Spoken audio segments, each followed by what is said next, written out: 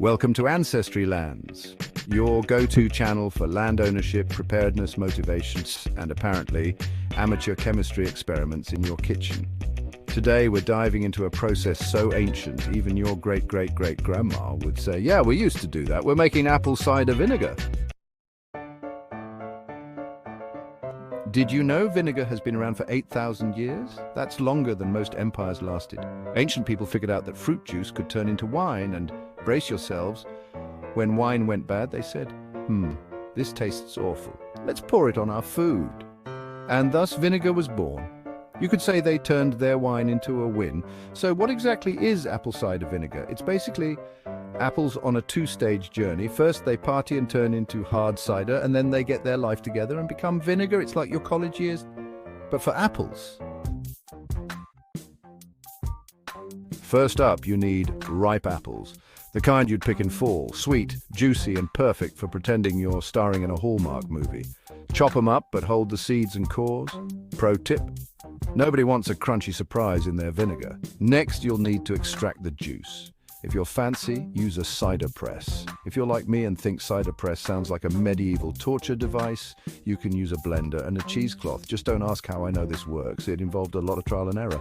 Press out the juice, add a cup of sugar per gallon, and stir like you're a contestant on Great British Bake Off. Then sprinkle in winemaker's yeast. Not bread yeast, folks. This isn't sourdough. We're making vinegar, not hipster bread.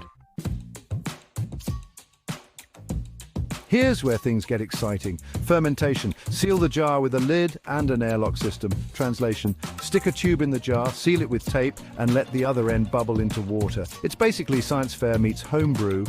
Why the bubbling? It lets carbon dioxide escape while keeping oxygen out, kind of like introverts at a party. Store your cider in a cool, dark place. Think pantry, not sauna. Stir it daily, sniff it, and maybe even taste it. Just remember, it's hard cider now, so don't taste too much. We're making vinegar, not testing your tolerance. Once your cider's gone through its frat house stage, it's time for the glow-up. Remove the airlock lid and replace it with layers of cheesecloth. Exposing it to air allows natural bacteria to work their magic, turning alcohol into acetic acid. But wait, what's that on top? Scum? Yep. Skim it off. It's harmless, but nobody wants scum floating around their future salad dressing. Now for the science-y part, testing acidity. Use a pH strip. If it reads around 3, you're golden. If it's lower, dilute it with water, not apple cider. Trust me, adding cider restarts fermentation, and you'll be back at step 1 faster than you can say fermentation fail. Once your vinegar's perfect, strain it through cheesecloth for clarity, bottle it, and decide, do you process it in a hot water bath to stop fermentation or keep it raw with the mother? The choice is yours. Just don't call it mother in front of your friends unless you enjoy confused looks. Fermentation takes time, weeks or even months. It's a lesson in patience, like waiting for your favorite TV series to return.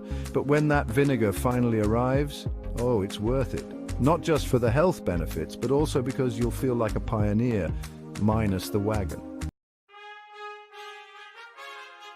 And there you have it, apple cider vinegar made from scratch. Who knew ancient winemaker's greatest disappointment would become your kitchen's greatest triumph?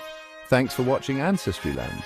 Remember to like, subscribe and share, because knowledge is power and land ownership is freedom, or as we like to say, you either own property or you'll be owned as property. Also, don't forget to clean your cheesecloth. Trust me on this one.